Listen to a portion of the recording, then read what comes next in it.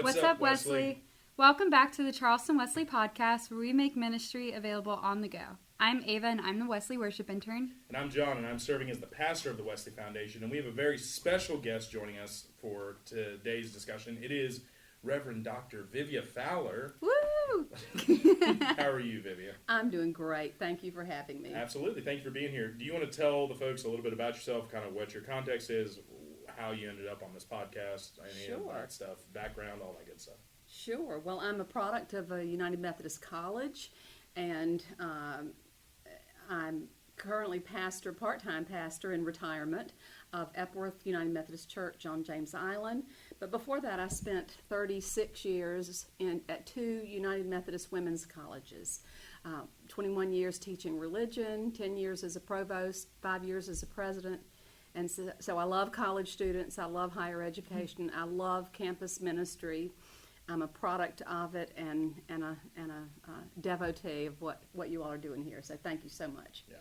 Vivia has quickly become one of my favorite human beings because I think she is just one of the coolest people ever. Yeah, no, that's an impressive resume. Vivia, I'll take that. Vivia shatters my expectations on so many things. Like, we were talking about the birth of my child, and I had this whole plan, and I was like, yeah, he's going to come exactly on this day. That's what the doctor told us, and it's going to be fine. I'm going to take him to Starbucks, and then Vivia, she just ruined my whole understanding of it. She's like, John, that baby is going to do what that baby wants to do. There you go. So I appreciate that. I'm glad you heard that. Listen, that made me rethink my whole life from that. I had to get my act together real quick, but that was very helpful. So I actually had a dream. I had a dream last night, I think.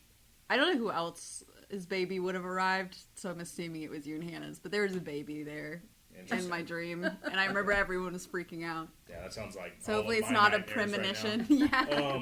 But I have a icebreaker question for y'all. It is the holiday season, and one of the things that I love about the Advent season is that we start to hear songs in church that you don't hear throughout the year. And so, what is your favorite Advent hymn, or one of them? Joy to the World. Really? Mm-hmm. Well, that's applicable to what we're talking about today. But why do you like it? Well, I guess I associate it with often it's the closing hymn for the Christmas Eve service. And we have a tradition of asking people to bring bells and ring the bells. As the lights go down, the candles go up, and we sing Joy to the World and ring the bells. And it's just a spine-tingling moment. So y'all do that on Christmas Eve service. With Joy to the World. See, every Christmas Eve service I've been in, they do that with Silent Night. Not with the bells, but with the candles. Yep. And that's always moving. But I've never experienced Joy to the World candlelit before. Also with the cacophony of bells. That sounds pretty cool. Cowbells, jingle bells, you name it. All kinds of bells. What about you, Ava? I really like We Three Kings for some reason. I like that it's like, it's a happy song, obviously, but the chords are kind of like, not spooky, but like, they're kind of, I don't know. It just has an umph to it. Like, sure. Yeah. One year I did a children's Christmas pageant, and the title of the musical was Three Wee Kings. It was so cute. Were you a child, or were you a director? No, I was the director. Oh, okay. Yeah. That sounds like a nightmare of coordinating. Actually, here's the story. No, my son was probably 10. He was one of the kings. My daughter was about 3. She was a sheep. Mm-hmm. All the little children had these sheep costumes on, and we were invited to take the Christmas pageant to the mall. This was in Orangeburg, South Carolina. Went to the mall to perform it. And so I'm directing the children. It's hot. You know how it can get hot in the low country on Christmas time? Yeah. So it was hot. And here's my daughter, who's now 40. She would die if she knew anybody. Hearing this story, she's sitting up there in this fleece up to the neck sheep costume with a head and gloves and feet. And she's sitting up there, and first I'm directing, and first she peels off her shoes. Then she peels off her gloves. Then she rips off her head, and then she starts to unzip her outfit. And my mother-in-law is there. My husband is there. He's filming the thing, oblivious to what his daughter is doing. That and seems very Richard-like. I know. And I'm directing. I'm going, Nana, over my shoulder. Nana, get Claire. Oh man, that's a whew. Yeah. I couldn't, man. I have many gifts and graces, and children's ministry is not one of them. I couldn't do it. But my favorite Advent hymn is "Come Thou Long Expected Jesus." I love that song. I love that song so much, and like, it's a sneaky one. People don't hear it very much, and like, I think Charles Wesley wrote that. I think he did.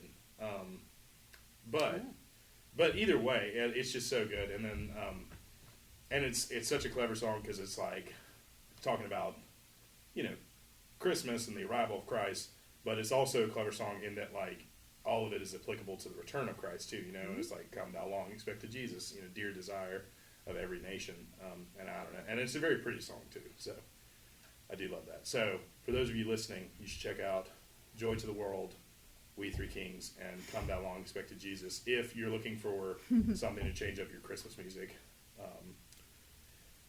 playlist. But today we are talking about, we're continuing to talk about the feelings and the weeks of Advent. And Advent is this period that is leading up to Christmas. It's the 4 weeks leading up to it. And we have different emotions attached with them. And today we're going to talk about joy, which I think a lot of us do feel kind of synonymous with Christmas. Most of us do think of Christmas as a very joyous time. But we kind of want to parse out why we say that and why it is important and why it should be joyous. And so the first question I have for both y'all is, how would you define joy, and is it, or how is it different from happiness? I've been thinking a lot about those words, joy and happiness, and I thought about the opposite of each one. So what's the opposite of happy is sad. The opposite of joy, I think, is sorrow. And I think they are very different. Ava, you might be happy that you get a good grade on a midterm. Oh yeah, that would make me really happy. But that's not really joy. Joy, I bet you feel joy when you think that you have finally landed on a direction in life that is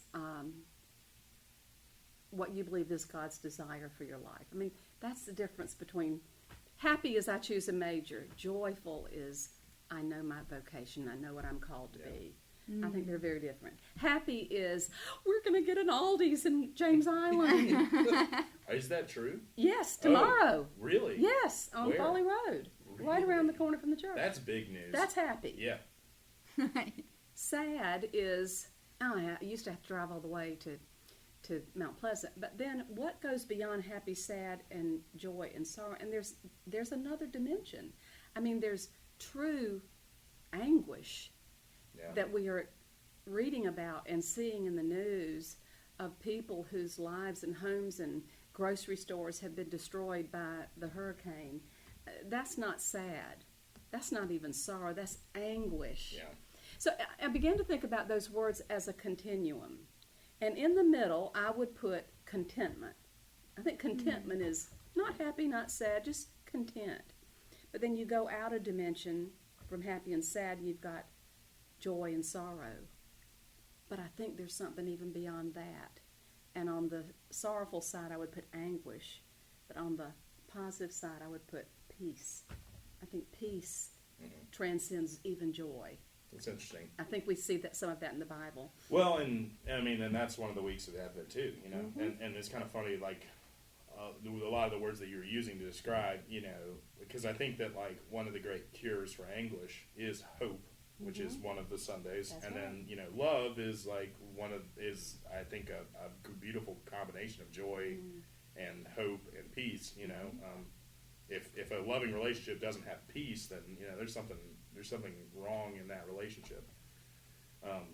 Do you have anything No, that kind of, you kind of answered what I was going to ask, because I was going to say I know there's a difference. Like, I feel a difference, but I couldn't probably put it into words. Like, it's exactly what you said. I feel like it's kind of a scale, like a scale.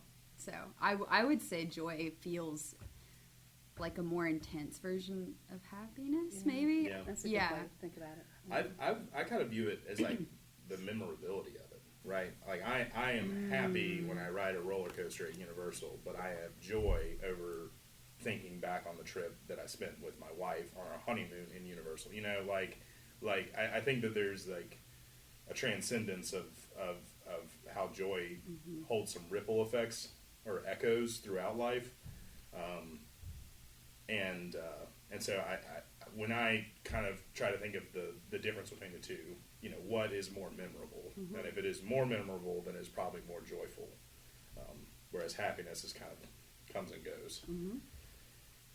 Do you believe that being joyful is a choice, or does it just come naturally, or is it situational depending on the person?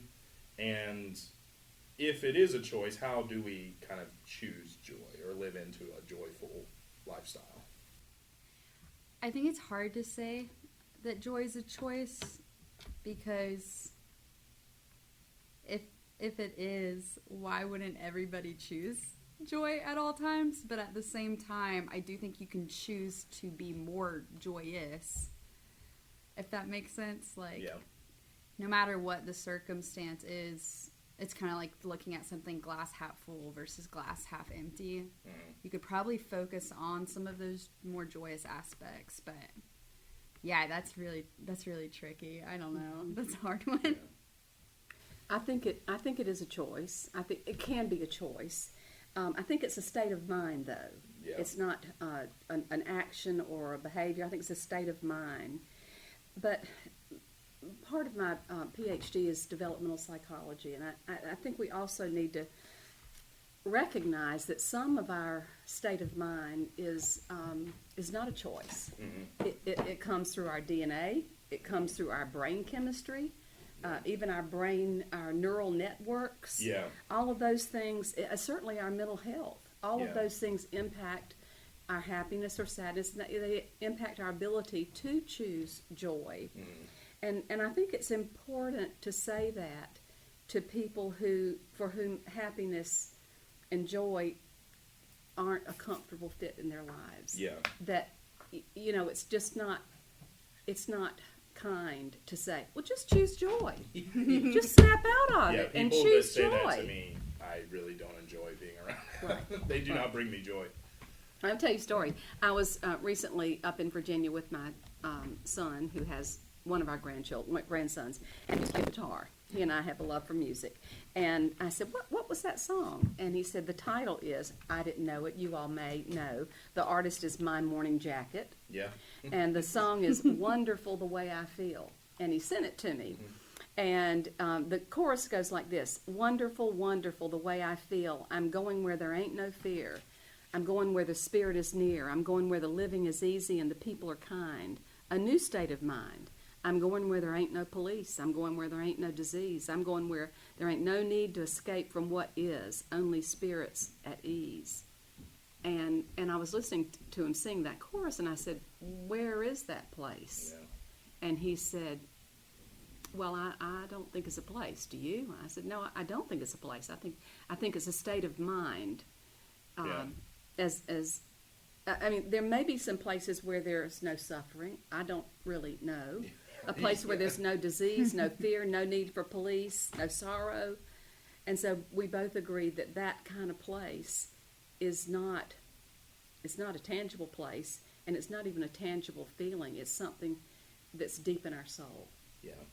Well, and as someone who and kind of similar to what you were talking about before, if that is any interest to you, I would suggest that y'all listen to our episode on complaining versus venting, because we talk about lamentation in that. Yes. And then we also have a mental health episode. And in the mental health episode, I was pretty candid. I suffer from depression, and depression can make it difficult for me to be happy, but that does not mean that I do not have joy, you know, and I do have it can be difficult to show it, and it can be difficult to get out of bed, but that doesn't mean that, like, I don't love my job. It doesn't mean that I don't enjoy my wife. It doesn't mean I don't enjoy my dogs. You know, like, joy is, I think, a state of mind is a great way to do it, and or a great way to look at it. I do think that it's something that if it is difficult for you to be joyful or joyous, I do think that you have to remind yourself that it is better to be joyful than, as you said, kind of the opposite of anguish. And so in some ways it's like a fake it till you make it experience where you don't want to be disingenuous, but you don't want to discredit the good things in life. You know, you don't want to ignore the beautiful things that you do have and are experiencing, even though you may be going through some sort of chemical imbalance episode. You talk about being joyful. When I transitioned from being a provost to being president, so many people would say, "Are you enjoying your new role?" And they asked me that so many times. I really had an answer that I repeated each time. I said, I can't say that I enjoy everything that I do every day, because there's some tough decisions to make. But I can say I find joy in every day. Yeah. Something in every day I can Yeah. find joy in. And I think that is a conscious Yes. effort. Well, and I think the inverse is true, is that I do think that there are some people who are in as much sorrow or anguish that in some ways they're choosing to identify and exhibit the rough things in life, you know, and that only kind of perpetuates it. So I do think there's a mindset thing, and I do think that that's kind of important to bring up, and this is maybe a tangent, but, you know, we do associate joy with the Christmas season, but there are a lot of people who do not enjoy Christmas. I mean, it's a tough holiday. It brings up all the worst family dynamics, and along with the best family dynamics, bad memories and good memories. Yeah, it can be tough. It definitely can be tough. And like, I really, really did not enjoy Christmas for a long time. And I guess if you are a student who is empathetic to that, I will say that one of the great joys of life is that your family changes as you get older. If you marry someone, then you not only have that partner, but you have all of their family. And you make new, and that can be good and bad. Good, bad, and ugly with that. But I guess what I'm saying is that you make new Christmas memories, Yeah. and I actually really love Christmas now because I have good memories with my wife and my in-laws, and even as I've gotten older and relationships have kind of shifted in my own personal family, I enjoy Christmas with my family now. So I guess what I'm saying is that if you're feeling blue this Christmas, one, that's not necessarily abnormal, and two, that's not forever, and that is hopefully a note of encouragement. You know, some churches have a blue Christmas service. Yeah. I think Rob Rabenstein has one. I went to one here at Trinity, actually, when he was the pastor here, and It's participated usually in it. a couple of weeks before Christmas, on a Wednesday night or a Sunday night, and it's for that very reason, to recognize that the Christmas holidays are difficult for some people. Yeah. And joy is kind of something that we throw out a lot in Advent, but I think we throw around this phrase of like, joy in the Lord, or today is the day the Lord has made, and we will rejoice in it, right? And we throw around joy-ish words in church. Mm-hmm. And so it clearly means something to Christians. Excuse me. What does it mean to have joy in the Lord? And is that different from like the joys of the world? That is a very interesting way to pose the question, because first of all, I don't think joy is worldly. I mean, the way we've been talking. I mean, really, the way we've been talking about joy. Joy is fleeting. Joy is contextual. Joy is happiness. I mean, happiness. Happiness is fleeting. Like happiness. No. Happiness is contextual. It's fleeting. It's often materialistic. Mm-hmm. And if joy is a soul joy, then that's not worldly. It's kind of beyond worldly. And so. But that's how I would describe joy in the Lord. It's not a giddy, and I'm so happy, so very happy. Although it is kind of, I have the love of Jesus in my heart, down in my heart. Yeah. It's a happiness, but it's down in my heart. Yeah. It's a soul joy. Yeah.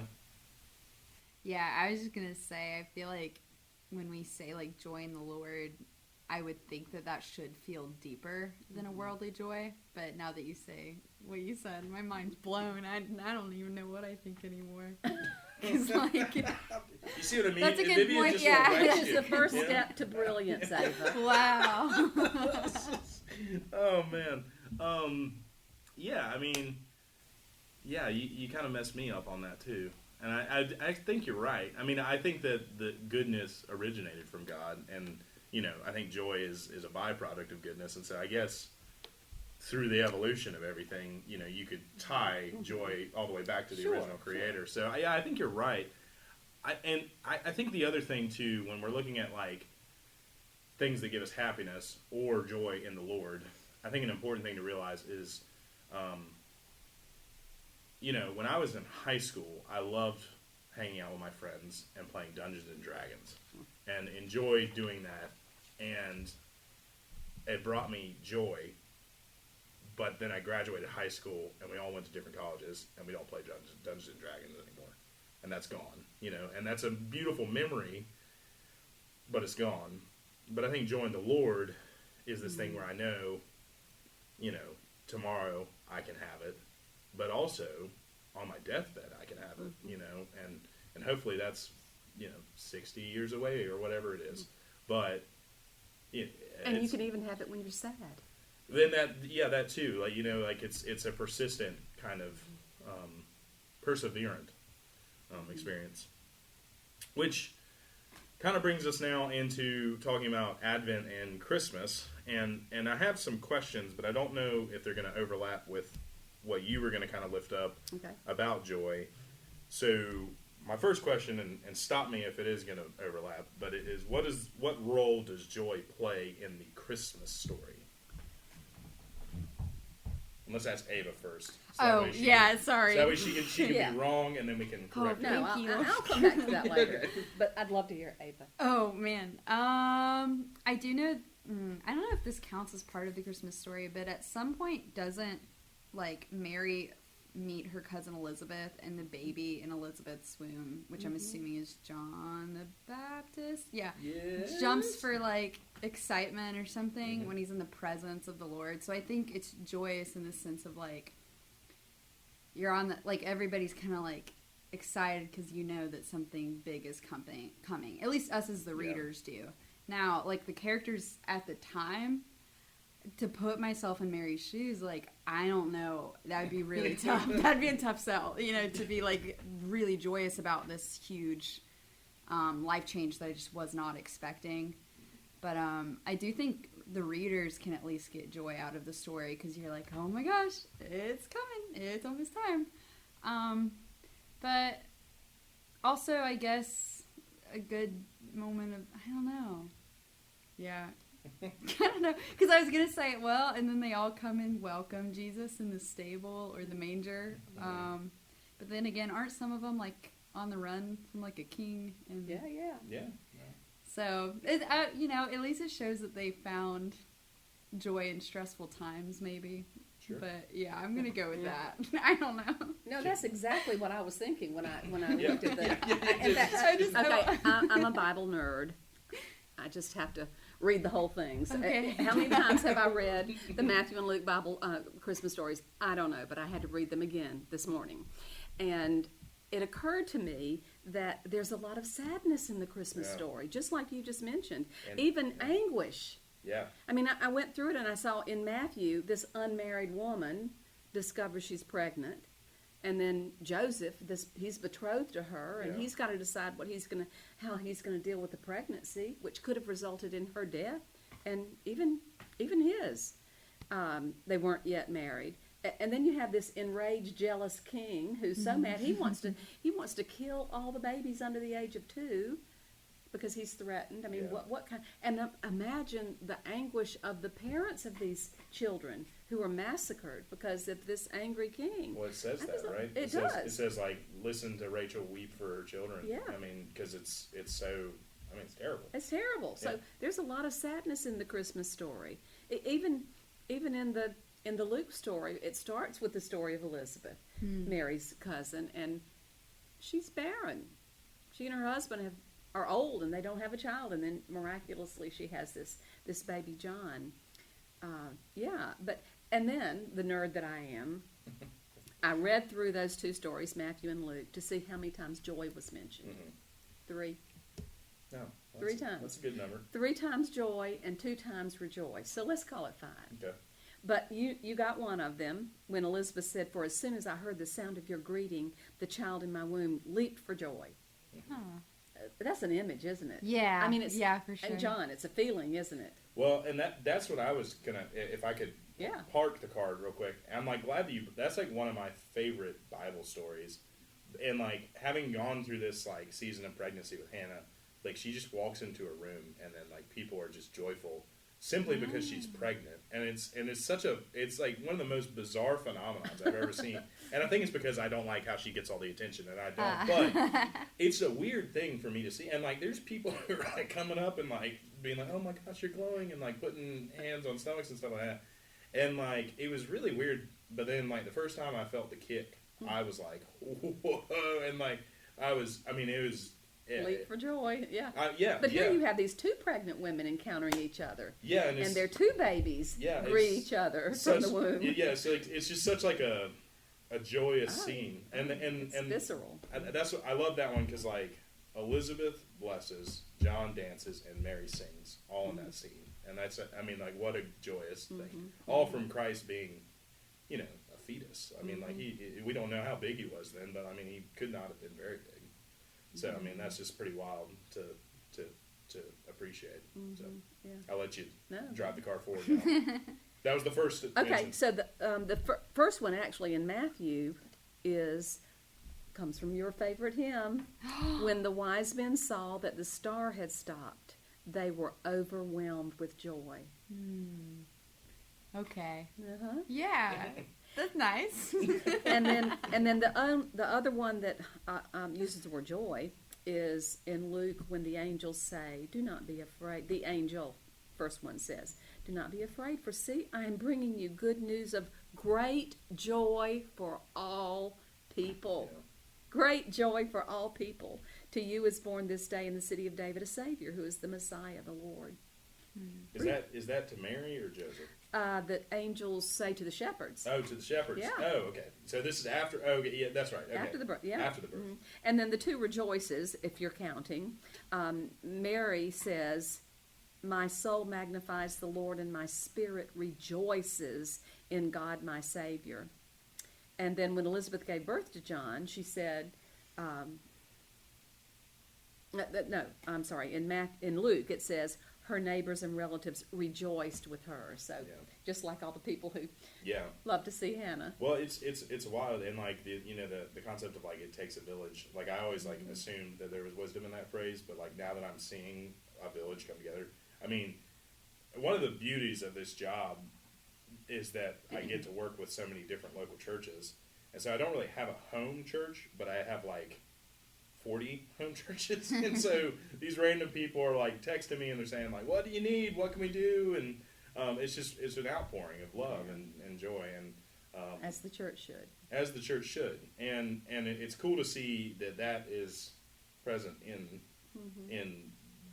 the scripture In the midst of all the sadness and anguish and fear and mystery, just such joy. Yeah, and that's God, man. That's God, if I've ever heard of him.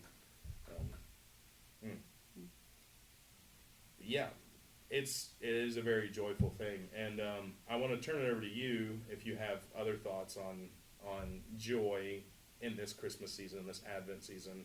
I don't know if you prepared. Well, just a couple. First of all, the Bible nerd that I am, I tried to find out how many times we find the word joy in the Bible. And what I found, and one source said you can find the word joy or its derivatives, rejoice and joyful. We've already talked about those two. Joy, rejoice, and joyful. 430 times in the Bible. Wow. But the words happy or happiness are only found a couple of dozen times. Really? And think about it. A lot. If you translate the Beatitudes, the blessed, to be happy are, that's probably a third of them. Yeah. Yeah. So there's a lot about joy, but not so much about happiness. And maybe that's the message for us today, that the journey of the Christian is about joy and not happiness, if there's a difference between the two, as we talked about earlier. But a couple of the Psalms talk a lot about joy, but golly, think how much the Psalms talk about sorrow and lamentation. Sometimes both in the same At the psalm. same, yeah. So here's Psalm 4:7. You have put more joy in my heart than they have when their grain and wine abound. I think that really juxtaposes joy and happiness. Boy, when the grain and wine abound, we are happy, or can get happy. Yeah. But you, God, have put more joy in my heart than all the joy that can come from the party. Yeah. And then Psalm 35, verse 5, weeping may tarry for the night, but joy comes with the morning. And I thought about that verse. We hear that so often, joy comes in the morning. What happens between the weeping of the night and the joy of the morning? Sleep. That's it. Yeah. I mean, the event hasn't changed. The illness didn't go away. The water and electricity didn't come on, but there's joy in the morning. Yeah. God, you're getting me fired up, Vivia. Okay, so then here's the other question that I have for you. Okay. Does the Bible give us any clues about where that joy can come from? And immediately I thought about Galatians 5:22 and 23, the fruit of the Spirit. The fruit of the Spirit is love, joy, peace. That's 3 of the 4 Sundays or 3 of the 4 themes of Advent. The fruit of the Spirit is love, joy, peace, patience, kindness, goodness, faithfulness, gentleness, self-control. Against such things there is no law. So then the other question that I pondered is, so what then can we do as people of faith to spread joy? What can we do for someone who appears not to have deep joy or full joy or even the peace that comes from that kind of joy? One of my favorite writers is Anne Lamott. And I like to read her books because she speaks from a lifetime of unresolved trauma in the context of her deep Christian faith. Is she a pastor? No. Well, I know she's Christian. She's belongs to a church, and she talks about doing funerals and weddings and things like that. So she may have an ordination. I don't know, but I think generally layper. I think. But anyway, she was talking about joy, and she said joy is an inside job, which says to me that we can't really just give it away, can't make it happen for somebody else. And in her book, Almost Everything, Notes on Hope, you connected joy and hope earlier, she equates true joy with peace of mind, and here's what she says, I'm quoting, "There's nothing outside you that will help in any kind of lasting way, unless you're waiting for a donor organ. Oh my gosh. You can't buy, achieve, or date serenity." Now, this is profound. Yeah. You can't buy, achieve, or date serenity. Peace of mind is an inside job, unrelated to fame, fortune, or whether your partner loves you. That's that soul joy. Yeah. And I think that's where Advent comes in. Advent comes from a Latin word, adventus, which means to come. And as you said, John, we are pondering during this Advent season Jesus' first coming, that is, when he came to the earth as a baby, and his second coming, that is, when he will return to take us into him. And I think there's a third coming, and that is when he comes into our hearts. Wow, that's good, Vivia. Right? I wasn't expecting that one. Well, Because I was looking to see where Jesus talked about joy, and that's where we read about Jesus's promise to come back, to come back to us into our hearts, and to come back to us in eternity. And I want to read 3. John 16, verse 22. So also you have sorrow now. Jesus said this to his disciples when they were just grieving his death before it even happened. Chapter 16 of John. So also you have sorrow now, but I will see you again, and your hearts will rejoice, and no one will take your joy from you. Isn't that beautiful? Mm-hmm. If we read it as if he's saying it to us. Mm-hmm. Nobody can take that joy from you. And then 1 Peter, this is, of course, in the epistles. Though you have not seen him, you love him. Though you do not now see him, you believe in him and rejoice with joy that is inexpressible and filled with glory, obtaining the outcome of your faith, the salvation of your souls. That's 1 Peter chapter 1. And then in Romans chapter 14, verse 17, for the kingdom of God is not a matter of eating and drinking, but of righteousness and peace and joy in the Holy Spirit. It's that joy that comes and comes and comes again, that causes our hearts to rejoice, that enables us to sing. Think about it. Joy to the world, the Lord is come. Not the Lord came, or the Lord has come, but the Lord is come today in our hearts, in our midst, in our Advent, in our worship, in our hymns, in our lives. And that's one of the reasons I love, and like I brought this up, Lent and Advent and these important seasons of the church calendar, they're not like the Olympics. We don't do them every 4 years. We do it every year because it's this constant reminder, just in case like we slip and we tend to forget something. Like, no, like this is what we're about, and every year we wait with excitement and this concept of active waiting and this concept of anticipation for Christ. Every year we do that, and I love that about Advent. And I love that churches follow those rhythms, and they bring out the colors that you only see during Advent, and then all of a sudden the sanctuary looks completely different. There's Christmas trees, and the songs are different, and the prayers are different, and it's because it's to bring focus to it, and so I do love that we do this every year, and kind of going with what you were saying, like that should remind us that we're not just celebrating what Christ did and what he will do, but what he did, what he's doing, and what he will do. Mm-hmm. Yeah, there's yesterday, today, and tomorrow. Mm-hmm. So that was good. Wow, got me fired up. Yeah.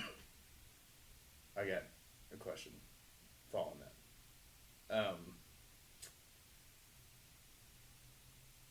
What traditions or practices in your own either spiritual life or even in your familial life, whatever it is, what helps you experience joy or celebrate joy during Advent and or Christmas? I brought I was going to bring props and I forgot them. Well, props don't do too well on a podcast. So I'll just tell you. Well, I just love all of the anticipatory traditions, like the Advent candles and the Advent wreath and even the Advent calendar. Not the different beer a day, but maybe a different gift a day or a different prayer a day. I haven't heard of that one. Oh yeah, you They haven't seen the beer a day Advent calendar? I keep on getting these ads on Facebook for a different gnome a day. It's like a small little stuffed garden gnome. So yeah. But last year in our church, a group of my prayer group that meets every Tuesday, we made felt nativity scenes for the children. We made a set. It came in a little blue bag. That was the manger, and the different animals and characters were in the bag. And every week during Advent, I introduced a couple of the characters and sort of built the story around the characters. And by the end of Advent, they had the bag and a donkey, and Mary and Joseph and the baby, and a shepherd and an angel and a wise man. Yeah. And I love nativity scenes. Yeah. When my kids were little, we had a tradition of not putting baby Jesus out in the nativity scene, and I would also put the wise men somewhere way away from them. I love that. Now I have probably 20 nativity scenes, but the main nativity scene, I'd put the wise men, way over on the mantle, and they'd get a little closer. Every week, we'd say, oh, God, where are the wise men now? But on Christmas Eve, I would hide baby Jesus, and they would have to find baby Jesus, and then we'd make a big. We'd have our devotion. We put the baby Jesus in the manger scene, and then I kept the manger. I always keep one manger. I pack up after Christmas, but I keep one manger scene out until Epiphany. Yeah. When the wise men finally get to the manger. Wow. I love that. I think I want to do that. That sounds like so they cool. do that. Yeah, I love that. This is gonna make me sound so bad. I really like though, like the Secret Santas and White Elephant gift exchanges, and I know that that's like about gifts and whatever, and we try to not totally focus on like just accepting gifts at Christmas, because sometimes we can get a little bit wrapped up in that. But I do think Christmas is the giving season, so I'm gonna go with that. It's why I love the traditions, but I like them too because I think it's good. Like, the Christmas season to me is also about community, and like you can have a church community, you can have your family community, friends community, and at those types of events with like the White Elephant, I think what's fun is you might give a gift to someone you've like hardly ever talked to in youth group before, and then give them toilet paper with a guy's face on it, and like you guys become friends. Or if it's a Secret Santa, you get to reinforce connections about people you already know, and maybe give them something that's like, I promise I know you, here's something like to show it, so I really like those like party game things. Those are fun. Yeah, I love Christmas trees. And I didn't think so. So the weirdest phenomenon has occurred ever since I got married, and I used to love Halloween, and Hannah used to love Christmas. And then we got married, and all of a sudden, I started loving Christmas, and Hannah's all in on Halloween. And we both like them both, but when it comes to decorating and stuff like that, I really love ornaments because, and this kind of goes back to what I was saying with Joy about like the memorability of it. I love getting ornaments from places that something happened at, like I have an ornament from Ripley's Believe It or Not aquarium that I bought when I was leading the first fall retreat that I ever did with Wesley. And so, it looks like a little penguin on my Christmas tree, but that is, that was a stressful retreat. I mean, I didn't know what I was doing. That was brand new to Wesley. There was a hurricane a week beforehand at the facility that we were at that washed out all of it was so stressful.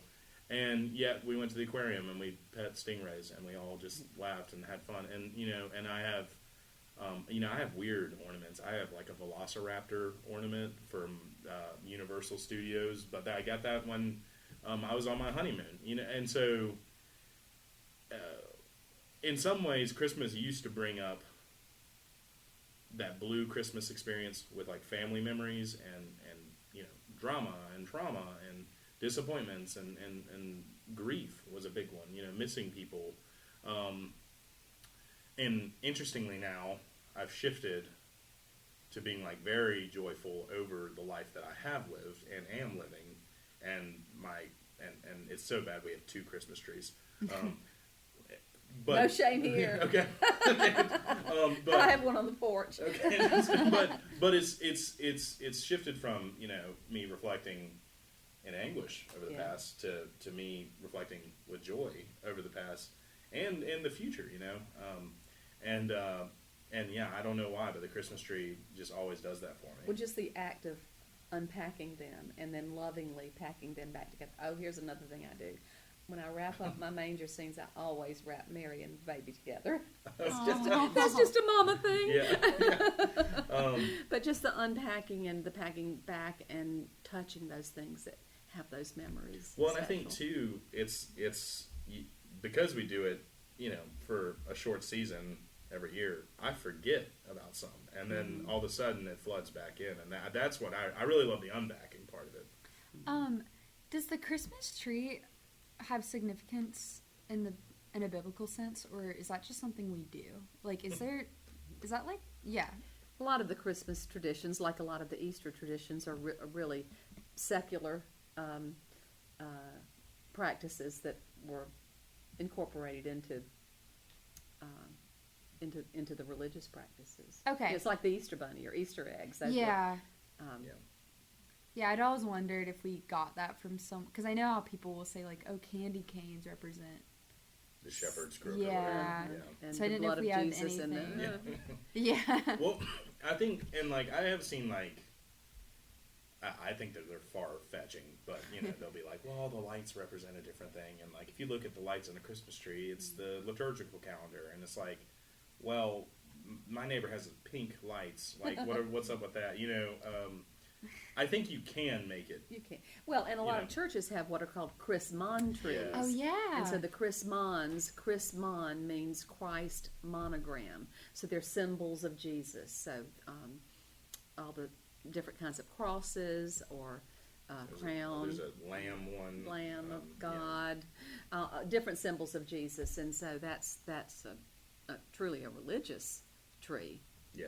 Rather than But bells and... but I don't think that they're heresy.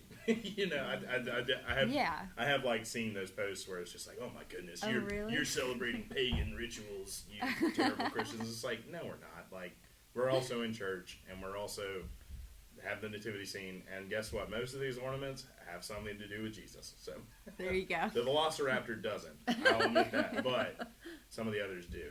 So, last question for us to close out.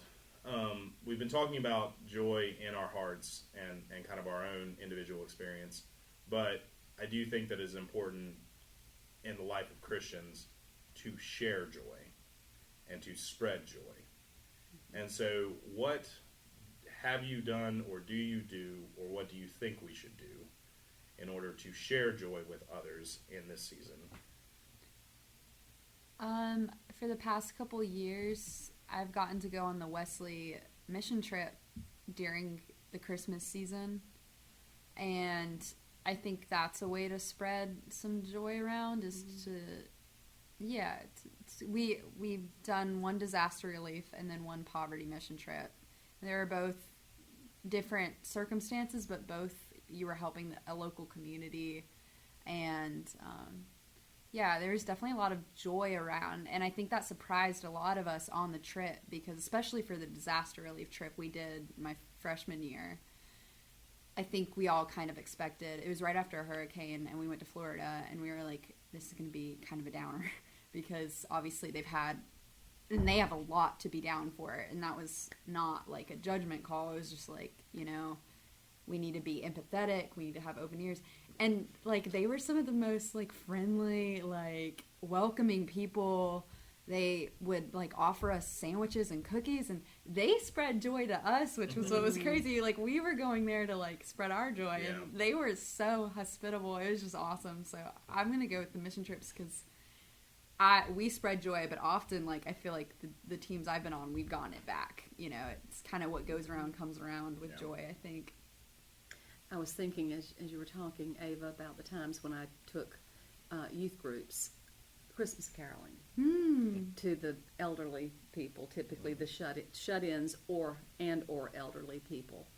And even today, we go. Our church goes once a month to a retirement center, and we sing hymns, but we do Christmas carols twice a year, not just once, but twice a year. That's good. We have Christmas in July, Christmas in December, and there's something about even when people's memories are have faded, or their ability to be verbal is gone, and they hear those old Christmas carols. The joy on their faces is so tangible. I remember we used to visit a man who was bedridden, and he always, every year, year after year, he wanted us to sing Silent Night. And as soon as we began, I think about him every time I sing Silent Night. As soon as we would begin to sing Silent Night, tears would just roll out of his eyes, and his body would just shudder with emotion. Wow. It was just such a touching memory. And those teenagers, I'm sure, will never forget it, just as I haven't. Yeah. Joy in the midst of sorrow. Happiness in the midst of sadness. Yeah, I think like one of the things I'm real passionate about during the holiday season is and I should do this throughout the year, but I am very intentionally kind and like go above and beyond to retail workers all during December, because I used to work retail, so I like was there with them, and you know, like I'm always just like, hey, how's your day been? Are you doing okay? And really trying to be empathetic and like and kind of keeping an eye on those people who keep our worlds moving, and we just really don't realize it, you know. And the UPS man. Yeah, Amazon drivers. Like, whenever I see them, I'm like, listen, thank you. Like, Yeah. You are making my Christmas like gift giving possible, you know.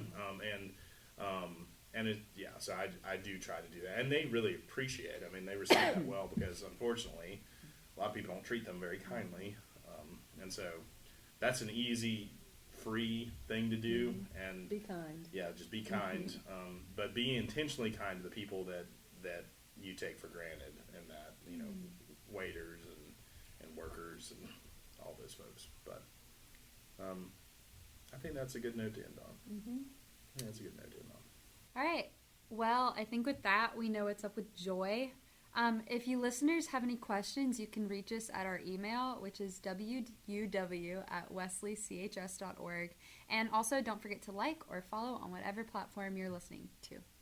And I'm sure that Vivia would love to connect with you if you have any questions, or if you want to visit Epworth sometime, or just get to know Vivia better. She is a neat person to know, and I'm happy to get you in touch with her.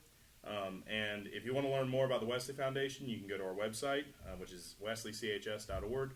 You can also find us on Facebook and Instagram. And with that, let's go to God in prayer. Come, thou long-expected Jesus, and bring joy with you. And help us to remember that you already have brought joy, and you are bringing joy, and you will bring joy. Help us to reflect on all the things that we've said, all the things that we've thought. Help us to store them in our hearts, and help us to just share that with the world. Joy is a wonderful, wonderful thing that it comes from you, God. And God, I just ask that you give us the courage and the strength to share it with others in this exciting season. It's in your name that we pray. Amen. Amen. We'll catch you next week.